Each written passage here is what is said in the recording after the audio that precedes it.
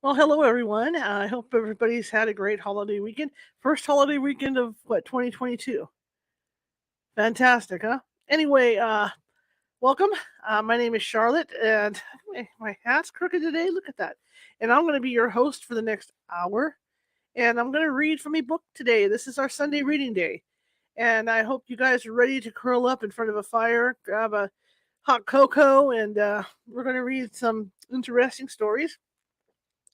Some are Christmas related, some are Dead of Winter related, with the emphasis on the dead. Excuse me. Turkey, right? Yikes. It's all about that turkey. Anyway, again, my name is Charlotte. I'm going to be your host for the next hour. I'm also the owner of the California Haunts Paranormal Investigation Team, based out of Sacramento, California. We are 45 strong up and down the state of California, and we are able to help you. And it may take us a while to get to you if you have a paranormal issue, but we are going to get to you. We also have affiliates in Nevada, Washington, Oregon, and Hawaii. I think I missed another place. I'm tired. Anyway, I've been working out putting up Christmas lights in my yard this weekend, so I'm a little loopy and tired. So you have to excuse me. So I want to welcome you guys, and if you're watching from Facebook today and you enjoy the what I do with reading this book, please hit that like button and please hit that follow button because I'm always looking for followers. If you're watching from YouTube today, be sure to hit that subscribe button, which is that little ghost in the bottom right hand corner of the screen, and that'll subscribe you to our videos, and that will also alert you when we have a new video out, or when we're about to have a new video out. So hit that little ghost, and a little thing for a subscribe will pop up for you. So the book we're reading is an interesting book. Sylvia Schultz wrote it. She's been on the show a couple of times. She's good with paranormal investigating and things like that, and she also really does her research. And so the majority of these stories are true, or I'm going to say allegedly true. Yeah, I'm a journalist, right? So the majority are allegedly true. So hope you enjoy it, and I'm enjoying it. We've we've talked about some very legendary Christmas creatures, and we've talked about some interesting ghost stories and some very tragic stories. So today we're going to start with a tragic story of where we left off last Sunday. And just wait for this. I've got an old tablet, so I'm just waiting to power this thing up. My Christmas wish list, you guys, a new tablet. I have an old Samsung Galaxy Note. So let me power up Kindle here, and I can get started. And like I said, I'll be on the air for about an hour, so you can kind of put that in your schedule. Maybe you're cleaning house and listening to me. I don't know. Okay, so here we go, and the book is called The Spirit of Christmas: The Dark Side of the Holidays. So there's going to be some good stories, some cheery stories in here, and there's going to be some not so good stories. No, I mean good stories, but scary stories in here. Okay, so here we go. So this one is called the Ashtabula Bridge Disaster, and let me get in a position here where I can read this. And so here we go, and I will be reading for maybe a little under an hour to you guys. Okay. It was 4 days after Christmas, 1876, and the Lakeshore Pacific Express was behind schedule. The westbound passenger train was on its evening run from Buffalo, New York to Cleveland, Ohio. A blizzard had swept through the region the day before, and mounds of snow covered the tracks of Lakeshore and Michigan Southern Line. Two locomotives, Socrates and Columbia, had been pressed into service to pull the 11-car train through the deep snow. The locomotives pulled two express cars, two baggage cars, one smoking car, three sleeping cars, and three coaches through the dark night. The wind was still blowing fiercely at speeds of 40 miles per hour, limiting visibility and slowing the train to a crawl. The train was headed for the Ashtabula station, but it would never reach its destination. At around 7:30 p.m., the train approached the bridge over the Ashtabula River. The station was just 1,000 feet beyond the end of the bridge. The engineer let himself breathe a sigh of relief. They were nearly there. Darkness had fallen a couple of hours before, and the engineer was relying on the cone of light ahead of him and the feel of the tracks underneath him. As the engine started to cross the Ashtabula Bridge, the engineer realized something was very wrong. The bridge was collapsing beneath the train. The engineer frantically shoveled coal into Socrates' fires. stoking them in a race against time, trying to urge the train to safety on the other side of the 150-foot long bridge. They were so close. But as Socrates reached the west end of the bridge, the engineer felt a crack and a sickening shift. The stress was just too much. The coupling between Socrates and Columbia sheared off, and Columbia and the rest of the train tore free and dropped into the river, plummeting 76 feet to land with an appalling crash. The wooden cars were were heated by coal stoves and lit by oil candles. The cars erupted in flames as they hit the shallow waters of the river, turning every car into a twisted mass of burning wreckage. The howling winter winds whipped the flames even higher. Passengers screamed for help as they burned alive. The engineer pulled Socrates into the station and called the fire department. But the deep snow had blocked many roads, and a painfully long time passed before rescuers even arrived on the scene. By the time the firemen could get their steam powered fire engines down to the river's edge, many passengers had already died. Just like the engineer, the firemen could only stand and watch the cars burn. One of the heroes of the disaster was Charles B. Cook, the nation's first black telegraph operator. He stayed at his post at the Ashituba Railroad Depot for 50 hours without a break, first sending news of the disaster, then sending appeals for help and responding to questions from anxious families. By the next morning, 92 of the train's 159 passengers had died. Parentheses. Some say as many as 97 people perished. End parentheses.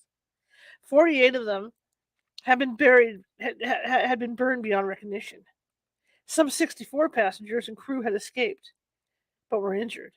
That day, a jury was formed to determine the cause of the tragedy.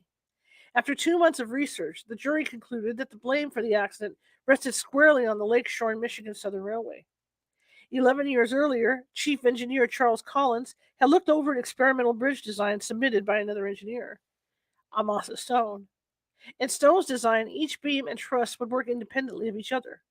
This was a highly experimental design. In most bridges, all the components are designed to support each other. Bridge design of the time called for wooden braces to support the iron beams. Stone, though, insisted the structure be made entirely of iron. The iron beams, furthermore, were to come from the Cleveland Rolling Mill Company, the ironworks run by Amasa Stone's brother Collins. Collins reluctantly approved the design, and the bridge was built. Over time, the beams of the bridge twisted slightly with the weight of the trains crossing it several times a day. This slow twisting out of true weakened the entire structure. Also, it's possible that air bubbles formed inside the iron castings as the beams were manufactured. This manufacturing flaw possibly caused the beams themselves to weaken in extremely cold weather, like the day after the blizzard in late December. The Ashituba horror was a disaster not only for the victims who perished in the burning wreckage, but also for the men held responsible. After Collins testified about his role in the disaster, he was found dead in his Cleveland home from a gunshot wound to the head. A pistol lay at his side. The death was ruled a suicide, but 2 years later, his skull was sent to a medical expert in New York for examination. The expert found that according to the skull wound, it was possible Collins had been murdered. He could have been attacked by a grieving relative or someone who died in the train crash. More ominously, he may have been killed by someone from the railroad trying to shut him up, to prevent him from testifying farther. However, I'm sorry, I'm just trying to get ahead of myself. However Collins had died, he soon found company. Amasa Stone put a bullet in his own head in 1883. Chestnut Grove Cemetery is the final resting place of the unidentified victims of one of the worst train disasters in Ohio's history. An obelisk 37 feet tall was erected in 1896 to honor the dead. The remains of at least 25 people are buried in 19 coffins in the cemetery. Photographers taking pictures of the cemetery have captured orbs and other unexplained anomalies, phenomena that are attributed to the restless victims of the Ashituba horror. Charles Collins is also buried in Chestnut Grove Cemetery. His spirit has been seen leaning against the memorial obelisk for the train wreck victims, weeping for the lives lost because of his bad decision. The crash of NBR 224. The weather on the night of December 28, 1879 was foul in Scotland.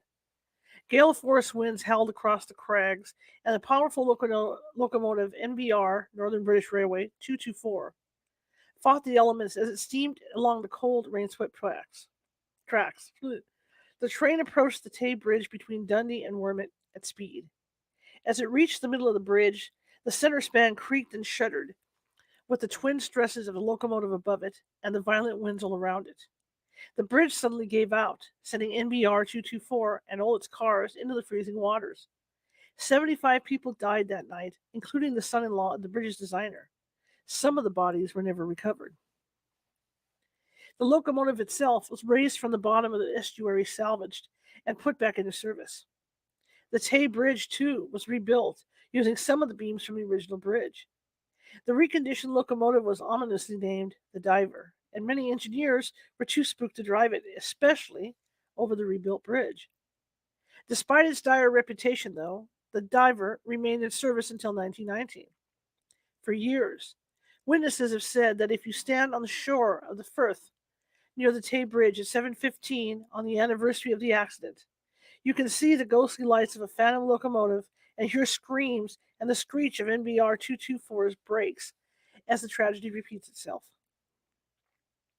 The Iroquois Theater Fire.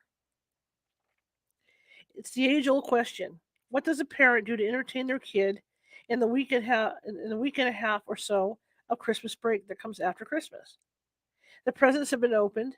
The happy anticipation is gone. You can't even tell the kiddos to be good in case Santa's watching. At this point in the year, it's an empty threat. It's likely too cold to play outside for very long. One solution for modern parents is to take the kids to a movie. In 1903, the matinee performance of a play was the equivalent. There was such a matinee being performed on Wednesday afternoon, December 30th, 1903, at the Iroquois Theater on Randolph Street in downtown Chicago. The theater had opened just 5 weeks before, and it was magnificent. The day was bitterly cold, but the theater was packed for the hit comedy Mr. Bluebeard. Officially, the theater seated 1,602 people, but patrons kept coming in, late arrivals, people who bought tickets for standing room, folks with guest passes. By the time the curtain rose on the first act, about 1,840 people, most of them women and children, were crammed into the opulent theater. One usher later claimed that there were at least 500 people standing in the aisles, and every seat was full. Another 400 people were backstage: actors, dancers, acrobats, and stagehands. The theater was dangerously overcrowded, but people were having a ball. The first act was a hit, and the audience buzzed happily during the intermission. The trouble began in the second act, around 3:20 p.m. A carbon arc lamp sputtered, and a spark flew off and hit one of the stage curtains. A lick of flame crawled along the edge of the curtain. Some of the backstage crew tried to beat it out with their hands, but the fire grew. The Iroquois was fitted with a fireproof asbestos curtain for just this sort of emergency, but the stagehand, Joe Dougherty, was filling in for the regular curtain man, who was in the hospital. Dougherty couldn't remember which rope controlled the asbestos curtain. He fiddled with it for a while, trying to drop it. The fire continued to grow, and soon the theater was engulfed in flames. The blaze was quick and utterly merciless. One of the stagehands opened one of the big double doors at the back of the theater. This saved a lot of the cast members, but it was bad news for the people trapped in the balcony and gallery. The contractors who built the theater nailed the vents over the stage shut and left the vents over the auditorium open. The blast of cold air that poured in through the scenery doors mixed with the hot air in the theater and created a deadly tornado of fire that cannoned up to the open roof vents above the auditorium. The fireball sucked the oxygen out of the air, burning and asphyxiating everyone in the upper tiers. In about 15 minutes, the fire had swept through the Iroquois Theater, claiming 572 lives, most of them women and children, out for an afternoon of entertainment. More victims died later, bringing the final death toll to 602, including 212 children. The Iroquois had been billed as absolutely fireproof, but it absolutely was not. In the rush to open, the theater management cut corners, a lot of them. There were no fire alarms installed in the theater. There were no sprinklers either. Management had decided they were too expensive and ugly to boot. The supposedly fireproof asbestos curtain wasn't made of asbestos at all. It was actually made of cotton and other combustible material. And the theater's 25 exits, which architect Benjamin Marshall said would allow the building to be emptied within 5 minutes, those doors opened inward, not outward. Many in the audience discovered this to their dismay. And when firemen arrived at the theater, they couldn't open the auditorium doors. There were too many bodies stacked up against them. The firemen had to pull the bodies out of the way with pike poles, then climb over the stacks of corpses to get into the theater to fight the fire. To keep the audience from being distracted during the show, theater management came up with a bright idea of turning off the exit lights. Of the few exit lights that were on, one led only to a ladies' restroom, and another led to a locked door for a private stairway. Perhaps most tragically, the fire escape door behind the top balcony didn't actually lead to a fire escape. So when patrons yanked open the door, hoping to clatter down an iron staircase to safety, they found themselves standing on a platform that overlooked a 50-foot drop onto the cobblestones in the alley below. Couch Place was later rechristened Death Alley by reporters who counted nearly 150 bodies lying there. Some had been placed there by firemen, but others had fallen to their deaths from the platform above. The ghost sightings at the Iroquois Theater are many and legendary, and they began even before the ashes had stopped smoldering. Photographs taken that afternoon of the ruined auditorium show strange blobs of light and mist. In the 1920s, the old theater was replaced by a newer building, the Oriental. According to theater employees, the building is still haunted by the ghosts of those who perished there and by the memories of that terrible day. Excuse me. The stage curtain tends to stick when it gets about 5 feet down, just as the fire curtain did so long ago. One of the spotlights, right near the location of the light that started the fire, will flash and blink independently of the computerized circuits that now control the lighting. Theater staff claim to see people in the balcony, but when they go upstairs, there's no one behind the locked doors. And then there is Death Alley, which is often said to be even more haunted than the theater itself. People often encounter cold spots and have heard the eerie sounds of children laughing and playing. Many people who walk through the alley feel an uneasy sense of discomfort there, unsettling and creepy.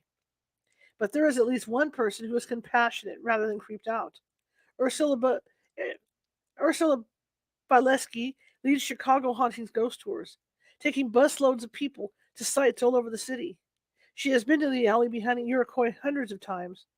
She has told the story of the tragedy hundreds of times, and every time she is overcome once again by the thought of 602 souls who perished in the Iroquois Theater fire. So is her audience, both the people on the tour bus and those that still haunt Death Alley. A few years ago, Ursula went to Michigan Paracon in Sault Ste. Marie. In Sault Ste. Marie. I'm sorry. While she was there, she struck up a conversation with the psychic medium. The two women were just chatting to pass the time. I hadn't sat at a table with my books or anything, and I hadn't yet gotten on stage to do my presentation. This lady who had no idea who I was, and we hadn't even been talking about much in the way of paranormal. She didn't even know about the tours. Nevertheless, the medium told Ursula something that rocked her to her core. She said, "You go to a lot of places in the town where you live, and you're with different people every night." At the time, Ursula was leading every tour herself, so this was entirely accurate. Then the medium continued. She said, "At one of the places you go, the people are waiting for you, and they miss you. You tell their stories." Ursula's eyes widened. There was no way for the medium to know that Ursula was tiring of the weary grind of leading every single tour, of returning to the crime scenes and the haunted places of Chicago's underbelly night after night. There was no way for the medium to know that Ursula had taken a couple of months' break from her grueling schedule of tours. But the medium did know that the victims of the Iroquois Theater fire were still aware of Ursula's devotion to their story. The these names, the Monongahela, I'm going to try this, mine disaster. If it's wrong, somebody can write me and tell me, "Hey, it's wrong. You pronounced it wrong, you dummy." The worst mining disaster in American history happened on December 6, 1907, in in Monongahela. I think it's Monongahela, West Virginia. Blah. The Norfolk and Western Railway opened in 1883, resulting in a boom in untapped coal fields of southwestern West Virginia. Blacks from the South and European immigrants poured into the state to take advantage of this new opportunity. Officially, there were 367 men working in the Fairmount Gold Company's number 6 and number 8 mines that day.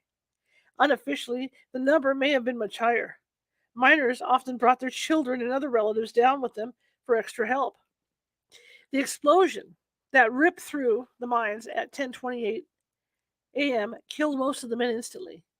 Mining equipment was destroyed and ventilation systems were heavily damaged. The tunnel ceilings collapsed as the timbers supporting the roof were blown out. The number 8 mine had the worst of the explosion.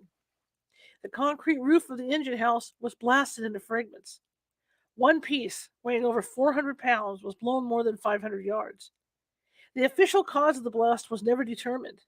Later, people speculated that an electrical spark or an open flame lamp may have ignited a pocket of methane gas or a film of drifting coal or coal dust. But these mines were considered the best of the state. In fact, they had just passed inspection.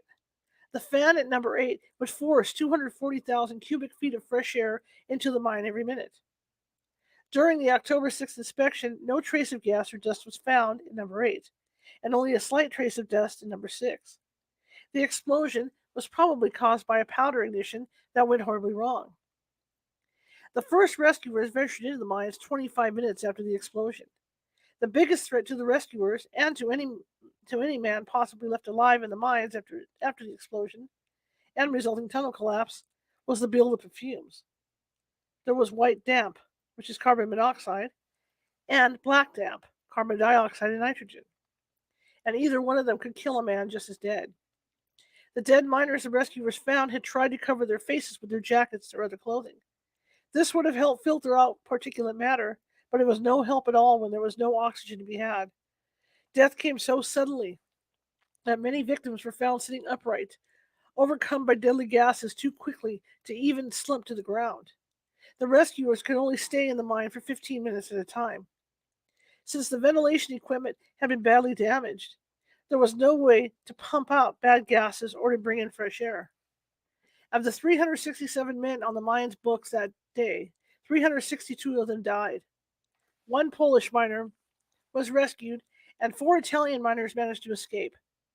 Many of the Italian miners came from the village of San Giovanni in Fiore, Italy. In 2003, the village erected a memorial to commemorate the disaster. The inscription reads, Per non minatori calabresi morte nel West Virginia, USA. Il sacrificio di quelle and you get the gist. And here it is in English. Lest we forget the Calabrian miners dead in West Virginia, USA. The sacrifice of those strong men shall bolster new generations. Monongah, December 6, 1907. San Giovanni in Fiore, 2003. And in December, the centennial anniversary of the tragedy, the Italian region of Molise presented a bell to the town. It now sits proudly in the Monongah town square, a reminder of lives lost from half a world away. The Union Stockyards fire. I'm checking something real quick here. I gotta hang on 1 second. I got a troll in here. Let me fix this. I've got this troll. Okay. Sorry about that. I had to deal with a troll. Happens to the best of us. The Union Stockyards fire. Chicago is famous for being the city of big shoulders, a leader of industry of all kinds, major railroad hub, center of manufacturing, hostess of vibrant culture. Chicago also had the nickname Hog Butcher to the World. From the Civil War until the 1920s, more meat was processed in Chicago than in any other place in the world. Construction on the famous Union Stockyards began in June 1865, and the yards opened on Christmas Day that year. The complex encompassed 450 acres of land. On the site were animal pens, haylofts, barns, slaughterhouses, packing plants, and refrigerated warehouses, all run by more than 100 separate meatpacking businesses. The Union Stockyards was a messy, loud, dangerous place, made even more notorious by Upton Sinclair's 1906 expose, The Jungle. And on December 22nd, 1910, the stockyards became the site of the deadliest building collapse in American history, a title it held until September 11th, 2001. Railroad tracks ran right through the middle of the stockyards, bringing in thousands of head of livestock for slaughter and taking meat products out. In addition to barns filled with hay, there were other fire concerns. The buildings devoted to slaughter and meat processing were coated with grease. Refrigerated warehouses were a particular fire hazard. Not only were the wooden floors and walls caked in grease from animal fat, they also contained carcasses of hogs cured with saltpeter, one of the main ingredients in gunpowder. And conditions in the stockyards were ideal. Fire Marshal James Horan was greatly concerned about the lack of safety preparation that plagued the stockyards. Just a week before the blaze of December 22nd, 23rd, Horan had been at the scene of another fire at the stockyards, this one in the armory. One of Chief Horan's men had been trapped by the raging fire. Horan tried to save the man but pulled him out of the building dead. Chief Horan was known for being an innovator as well as a fearless firefighter. He was respected for the many rescues he'd done, both of civilians and of fellow firemen. He created several new fire companies in the city and pushed tirelessly for better water pressure. "We can't put out a fire without water," Horan said reasonably.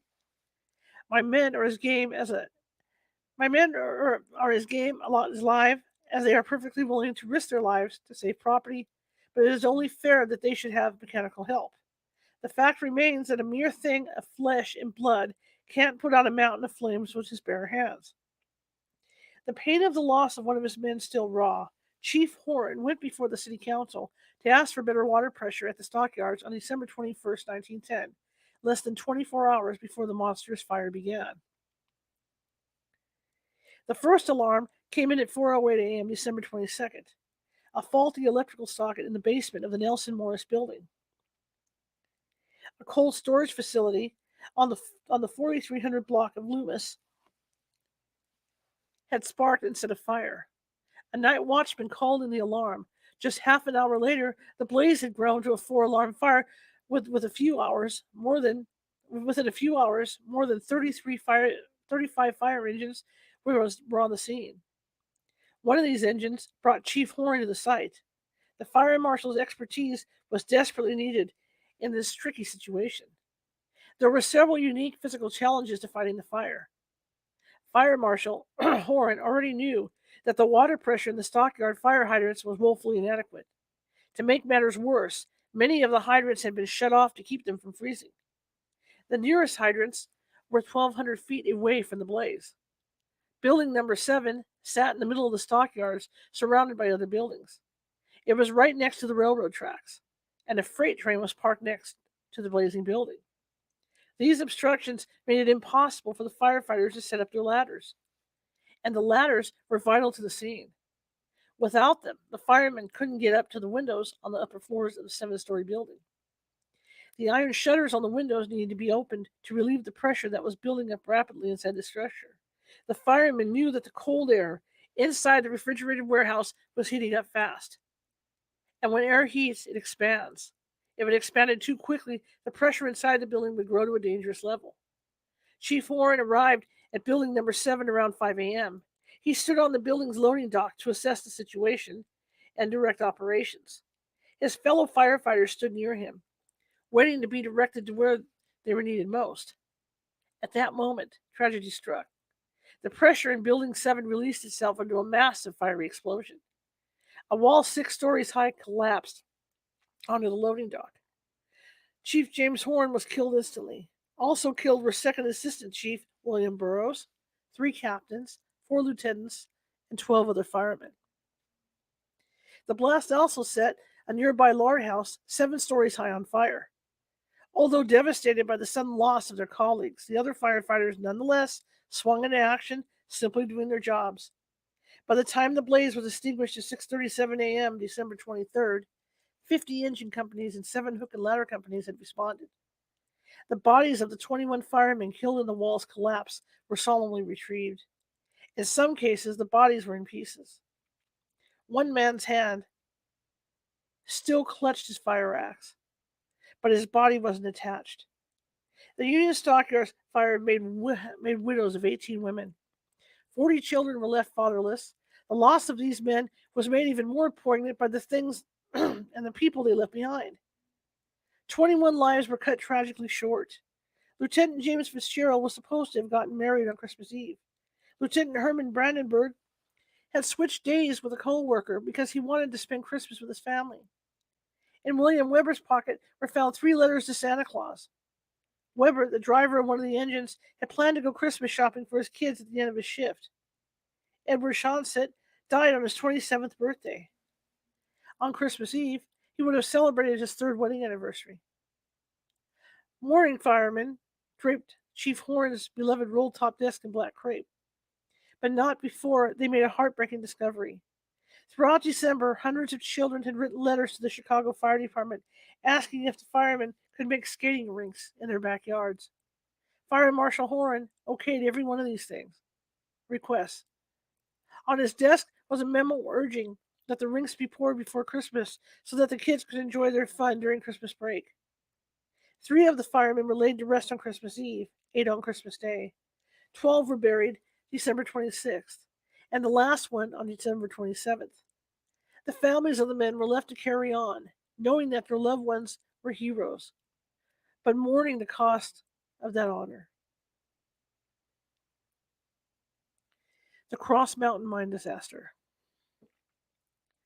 Hugh LaRue normally considered himself a lucky man. He had a good job working at the Cross Mountain Mine near Briceville, Tennessee. This was a modern, state-of-the-art operation, not one of those horrible damp mines you hear horror stories about. He had a good reputation as a dependable worker, too. He hadn't missed but a day of work at the mine, and that was the day his youngest child had come into the world.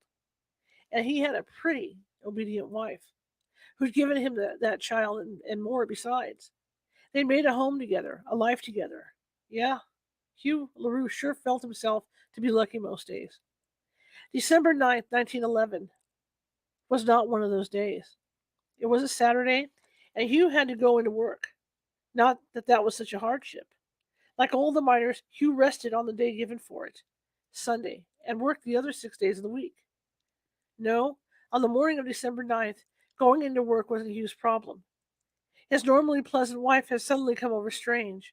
His sweet wife was refusing to pack Hugh's lunch bucket. And why was that? Why, because of a bad dream she'd had. When Hugh had woken up that Saturday morning, he'd found Mrs. LaRue already up, pacing the floor, nervous as a long-tailed cat in a room full of rocking chairs. She told him she'd just woken from a gruesome nightmare, a nightmare about his mine. In the dream, she and the children had been standing at the mine's entrance, watching as rescuers carried out dozens of dead bodies, all of them miners, all of them missing their heads. Hugh scoffed at his wife's fears. If every miner listened to silly dreams and fancies, nobody would go to work. And then how would the bills get paid? A man's good reputation was everything, and Hugh had a reputation to uphold and a job to do. And if Mrs. LaRue wouldn't pack his lunch pail, then Hugh would do it himself. At 7:30 a.m., when the mine opened, 160 men were at the mine's entrance, waiting for the cars that would take them 2 miles underground. But that morning, there was a problem with one of the rail cars, and only one car was in service. The car loaded up with fewer than 100 miners on its first run. The other miners stayed above to wait their turn. Just after the rail car left, there was a roof fall near the mine's entrance. Some of the miners grabbed their lamps and walked back to the fall to investigate the noise. They could see the smoky cloud of coal dust hanging in the air from the roof debris hitting the ground. That was bad. What the miners didn't know was that the roof fall had opened up a fissure that led deep into the mountain's heart, and that crack had led to a trapped pocket of methane gas. Freed, the gas seeped up into the mine shaft toward the men and curled up all cozy with the open flames of the carbide lamps the men carried. The explosion shook the ground. Back at home, Mrs. LaRue relived her nightmare of a couple hours before. only this time she was wide awake. 50 mules lived inside the mine, helping to pull the rail cars loaded with coal. The blast killed every one of them. The 89 men who had ridden the rail car into the mine were trapped. Several died in the explosion and the resulting cave ins. The survivors barricaded themselves in side rooms, hoping for rescue. Most of them perished, suffocating on poison gases and lack of oxygen. And some deaths weren't quick. Eugene Alt managed to scrawl a last message to his beloved ones on the boards of his makeshift barricade wall. Quote, I guess I've come to die. Air is not good now. Well, all be good, and I aim to pray to God to save me and all of you. End quote. Alt later breathed his last in the foul, toxic air. He was 22 years old. But help was on the way. The U.S. Bureau of Mines had been created in 1910, just the year before. Members of the Knoxville office arrived at the Cross Mountain mine within hours of the disaster. The men were the first team ever to mount a full-scale rescue effort. Each man wore a self-contained breathing apparatus as the team moved carefully through the tunnels. And one man carried a birdcage. Inside, a yellow canary hopped and chirped, bringing a tiny bit of cheer to the darkness. This was also the first mine rescue team to use canaries to detect changes in air quality. As long as that little bird was fine, the air was safe to breathe. But the moment the canary started to droop and act listless, the men knew the air was getting foul, either with low oxygen or the presence of toxic fumes. Others helped with the rescue operations too. George Camp, the superintendent of the adjoining Thistle mine, took quick action. The two mines shared a common airflow. Camp got his miners out, then reversed a large fan at Thistle, which sucked the poisonous gases out of the Cross Mountain tunnels. Later, the miners at Thistle could tell exactly how well this plan had worked. They found dead rats littering the tunnels at Thistle that had been killed by toxic fumes pulled in from Cross Mountain. Of the 89 men that headed down in that first rail car at 7:30 Saturday morning, 84 of them died. Amazingly, 5 miners were found alive behind a hastily constructed barricade, 58 hours after the explosion. The body of Hugh LaRue was not recovered from the mine. In an effort to placate his distraught wife, the hard-working, reliable miner, who'd only missed one day of work in years, stayed home from the mine that day. It saved his life. The Bab Switch School Fire. Christmas Eve, 1924. Florence Terry Hill, the teacher at the one-room schoolhouse in Bab Switch, Oklahoma, had been busy all day getting ready for the school's Christmas program. The schoolroom had been freshly painted in preparation for the festivities. The walls still smelled faintly of the turpentine that had been used within the paint. Other repairs had freshened up the small building's looks. A windstorm had battered the school in May 1922 and broken several windows. The windows had all been replaced and covered with heavy wire netting to prevent both storm breakage and vandalism. The wire screens were fastened firmly to the window sills with heavy bolts. Some folks who worked in Hobart, the town, which Bab Switch was a suburb, had to pull a Christmas Eve shift and had to miss the party. Even so, lots of folks came to see their little ones perform in the program. 200 people managed to fit themselves into the 26 by 36-foot schoolhouse for the festivities. A tall cedar tree, decorated with paper ornaments cut out by the students, took pride of place next to the stage.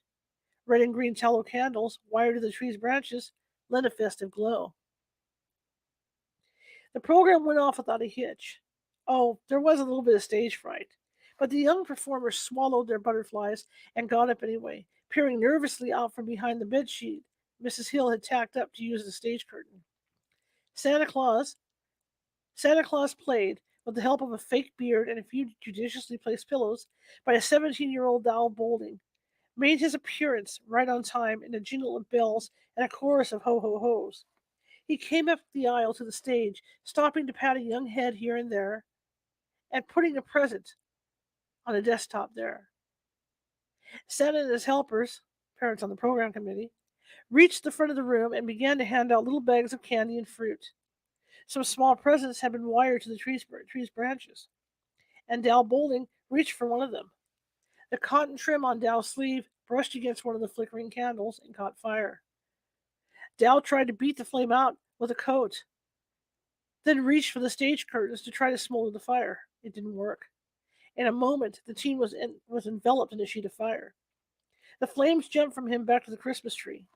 The dry cedar ignited immediately. In trying to beat out the burning tree, one boy pulled it over. At almost the same time, the sheet curtains on the stage caught fire too. The flames climbed higher, and the ceiling caught. Then two gasoline lamps hanging on the walls exploded.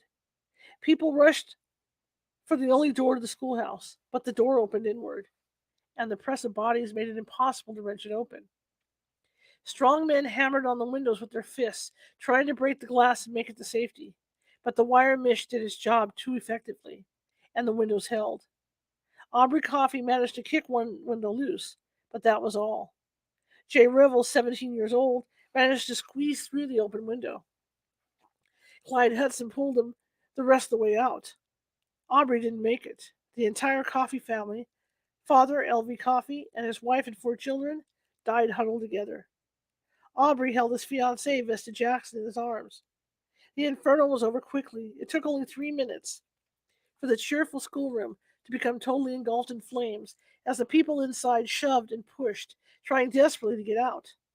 Bodies piled up against the one door as the fire blazed out of control. By the time the fire died down, dozens of people had died. More than half of the victims were children. Several Bab Switch families were wiped out completely. The nearest big town was Hobart, and burn victims were rushed to the hospital there. But the victims didn't get help right away. Most of the folks attending the Christmas program had drained their radiators before coming into the schoolhouse. 37 people were counted as missing after the fire.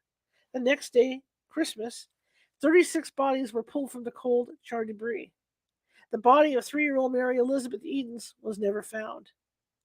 Gladys Clements and Claude Boulding were to have been married on Christmas morning. Claude, whose brother Dal Boulding was playing Santa, was badly burned but survived. Dal was burned to death. Gladys was also killed. Gladys's sister, Juanita Clement Stevenson, had come from Michigan for the wedding, bringing her 3-year-old daughter, May Juanita. They perished too. So did 2 more of Gladys's sisters who were going to be bridesmaids. In Gladys's casket, there was a wreath with a card attached. The card simply read, Claude Boulding. But Claude hadn't picked out the card. When Gladys was buried, her fiancé, Claude, was lying in a Hobart hospital in critical condition. The newspapers reported the fire with a near Victorian level of melodrama. One headline screamed, Death clamps mad hands on Christmas joy. The article about Claude and Gladys led with the somber sentence, in the embers at Bab Switch School house, love lost its fight by 2 hours. Christmas Eve. The article told a quick story of the fire in prose that dripped with hysterical sorrow. Quote, the girl's hand gripped her sweetheart's tighter as the blaze leaped higher. They fought together for a doorway to love's path. Love looked back into the flames longingly for an answer to his call. No call came. Unquote. Another article tugged on the heartstrings with a photograph of a sweet little dog of intermediate breed captioned, the only living member of the Curtis family. Death has stilled the hands that made a home for the farmhouse of W.T. Curtis. The quietude that settled over the place that night, that Curtis, his wife, and their 2 children left to attend the Christmas Eve celebration at the Babb schoolhouse, is unbroken. They all perished in the fire. End quote. The reporter went on to describe the confusion felt by the little dog who still waited at the farmhouse's back door. Quote, unable to understand why his little playmates, Francis and Edna, no longer came to frolic with him. End quote. 2 Christmas packages still lay unremarked at the mailbox. Honestly, it was a natural reaction to a stunning loss. People did survive the fire, but that survival was not without cost. Speaking to the Oklahoman in 1994 interview to mark the 70th anniversary of the tragedy, Lola Poling Forrester explained, quote, for years you could walk around Hobart and see people with their ears burned off and faces terribly scarred. It was an absolute constant reminder of the Babb Switch fire, end quote. 33 students had been enrolled in the school, according to the report submitted by Kiowa County Superintendent. When classes resumed several weeks after the fire, Only 18 deaths were needed. The other 15 students died, along with their teacher, Florence Hill. The Babswitch school fire devastated the small community. The town can still be found on a map of Oklahoma, but there are no businesses there, not even a post office. The fire did lead to stricter safety regulations in rural school buildings, including mandating that doors should open outward. Public buildings were also required to have more than one exit. The fire also created a mystery that took 32 years to solve. Mary Elizabeth Edens, just 3 years old, was sitting on her aunt's lap when the fire started. Alice Noah snatched up her little niece and fought her way through the panic stampeding crowd. She reached the window that Aubrey Coffey had kicked loose and thrust the child through the opening. Strong hands grabbed the toddler, but Alice was still trapped. Alice Noah died from her burns the next day, but she survived long enough to tell Mary's parents that she pushed the girl out the window and that someone had lifted her to safety. At first, Mr. and Mrs. Louise Edens thought that maybe Mary had been taken to Hobart by one of the rescuers, but Mary never turned up. Of the 37 people missing after the fire, 36 bodies were recovered. Perhaps the tiny body had been completely consumed by the flames. Her mother wrote in Mary's baby book, quote, "Our precious darling baby was taken from us December 24th, 1924, at the Babswitch School house fire. Mary Elizabeth Edens, aged 3 years old, 6 months, 2 days." End quote. The young mother's choice of words wasn't just a melodramatic mourning of a grieving parent.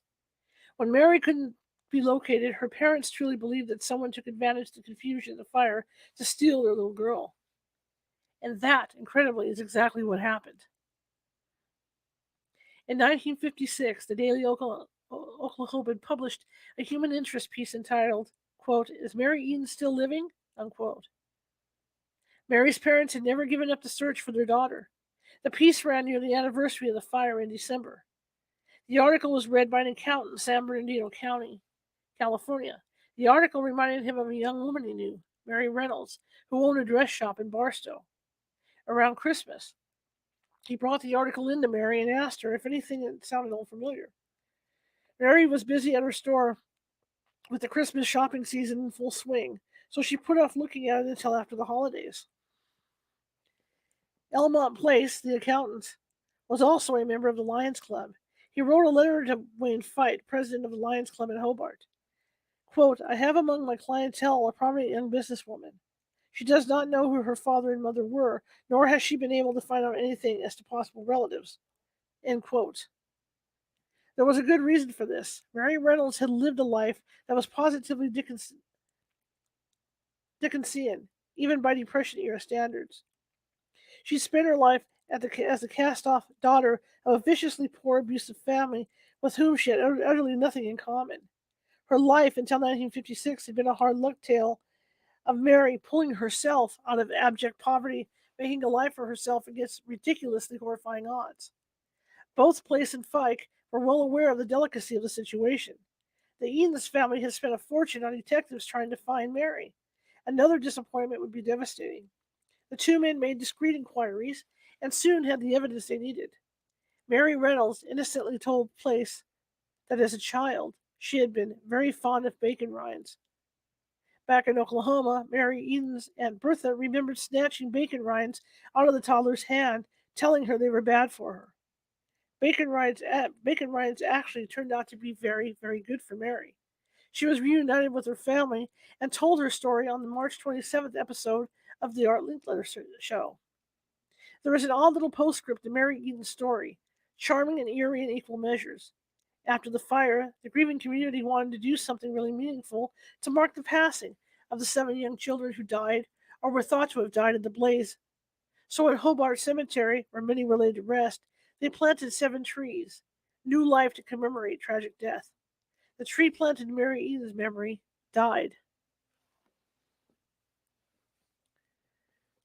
All right, I see my eyes. The Lawson Family Massacre. A cake on Christmas Day. What a beautiful festive way to start the holiday. Marie Lawson got up early that day to make her family famous raisin cake. The 17-year-old Marie might have hummed a carol to herself as she mixed butter, sugar, eggs, flour, and of course the raisins. She filled 2 pans with the batter and placed them carefully in the oven.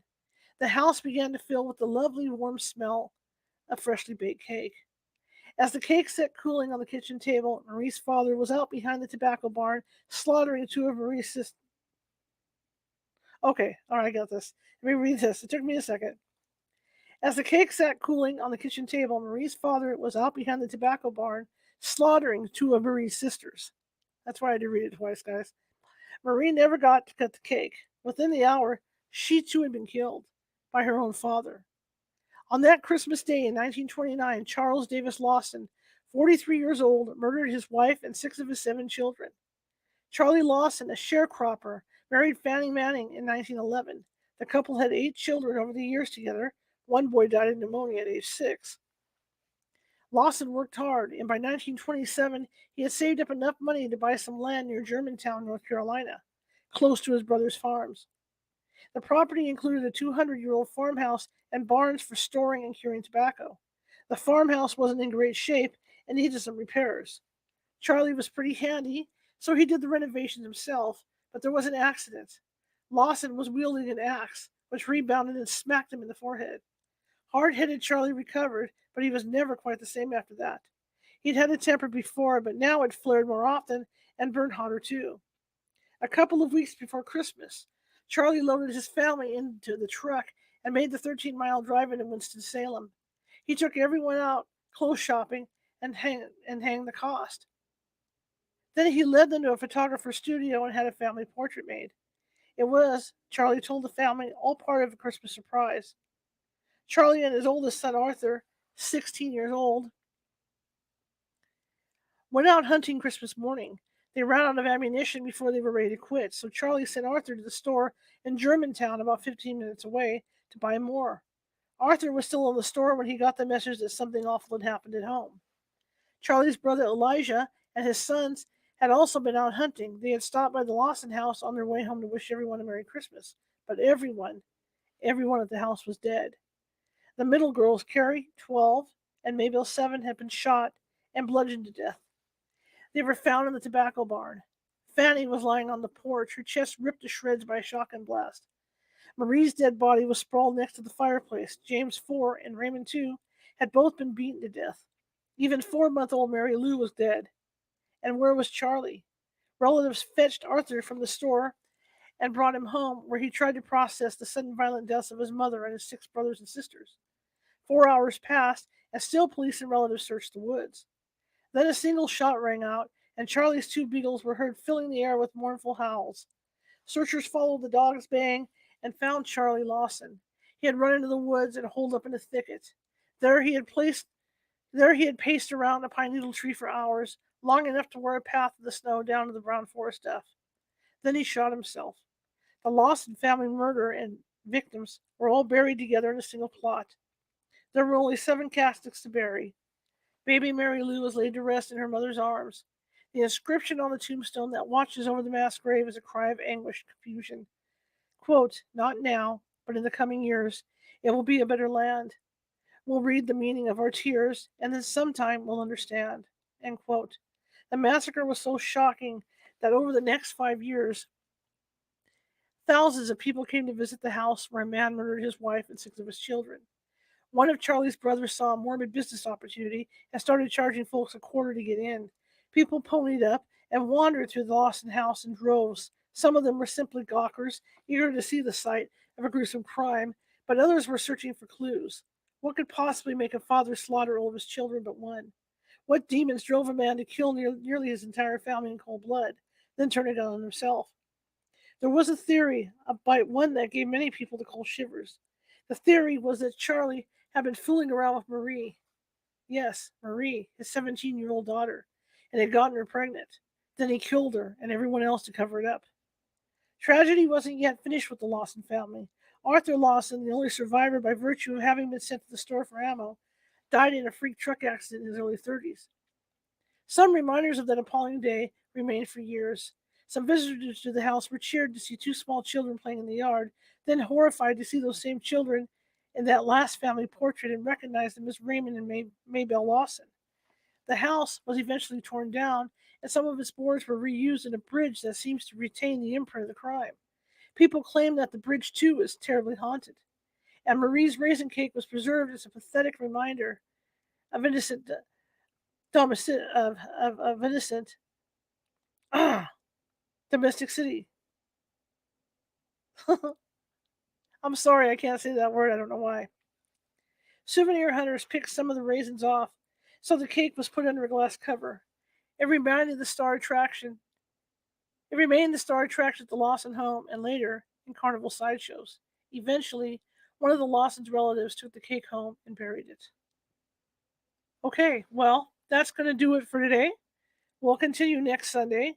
That was a grim read. I hope everybody's cheered up now. I don't know. I don't mean it that way. Don't take it the wrong way. But I want to thank you guys for joining me this afternoon. Let's see, let me get this done. Okay. I want to thank all of you for joining me. I'm just reducing my screen. Sorry.